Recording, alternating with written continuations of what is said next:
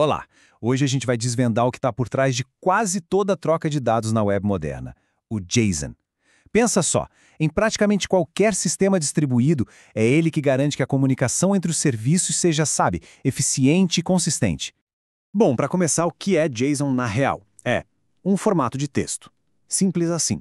Esse é o ponto-chave. Por ser super leve e um padrão aberto, ele acabou virando o jeito padrão da gente trocar dados. Passou na frente de formatos mais verbosos, como o XML, principalmente porque é muito mais simples e eficiente para um computador processar.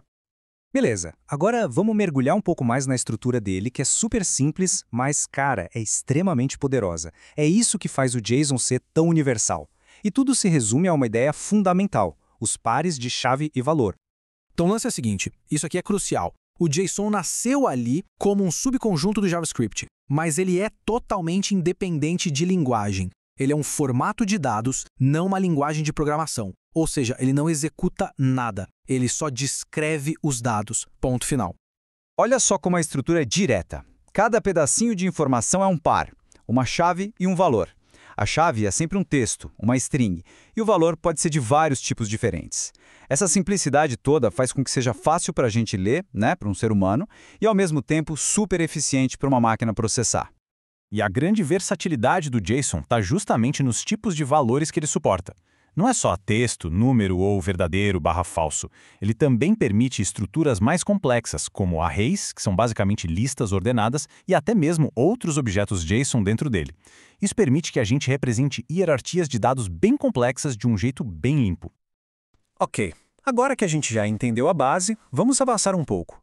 Vamos ver como essa estrutura tão simples se tornou a linguagem padrão para a comunicação na web inteira, especialmente quando a gente fala de APIs e sistemas distribuídos.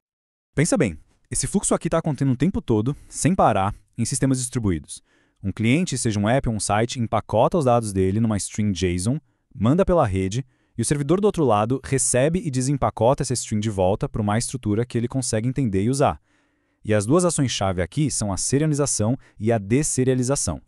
Certo, então o que é serialização? Pensa nela como o processo em que uma aplicação traduz os dados dela que estão lá na memória, tipo um objeto, para o formato universal que é o JSON.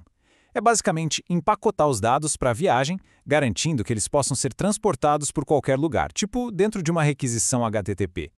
E a desserialização é exatamente o contrário, é o desempacotamento na chegada. O sistema que recebe pega aquela string JSON e converte de volta para um objeto nativo da linguagem dele. É isso que permite que os dados sejam entendidos e finalmente utilizados. Dá uma olhada nisso aqui. De um lado, JavaScript, do outro, Python. As sintaxes são diferentes, as funções são outras.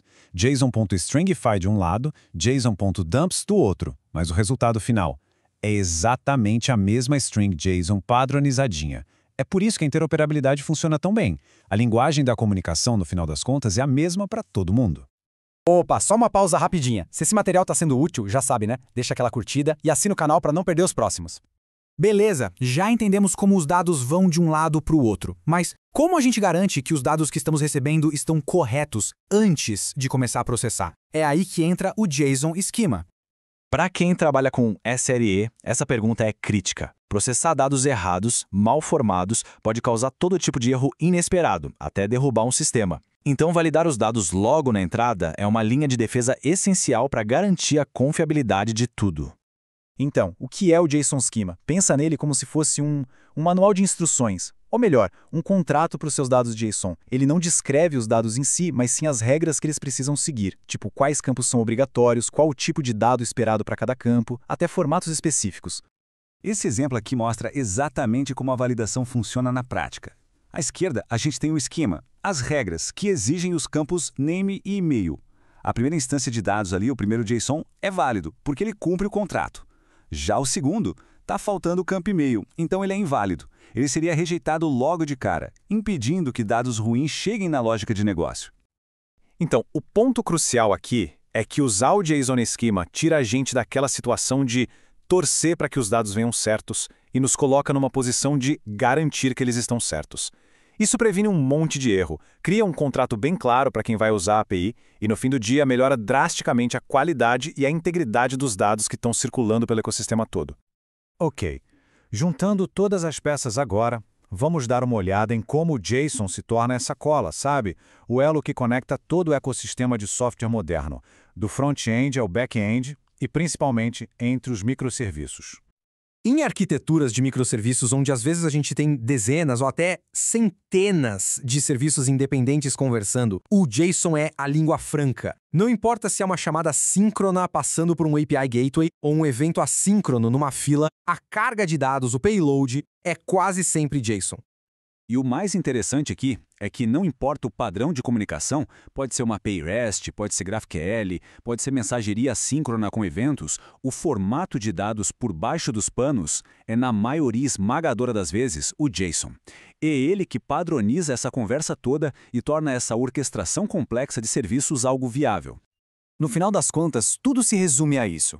Desde uma requisição simples na web até os sistemas distribuídos mais complexos, são as características principais do JSON, a simplicidade, a legibilidade para nós, humanos, e a eficiência para as máquinas, que fizeram dele o formato indispensável para a troca de dados no mundo de hoje. E com isso a gente fecha esta análise sobre como o JSON funciona.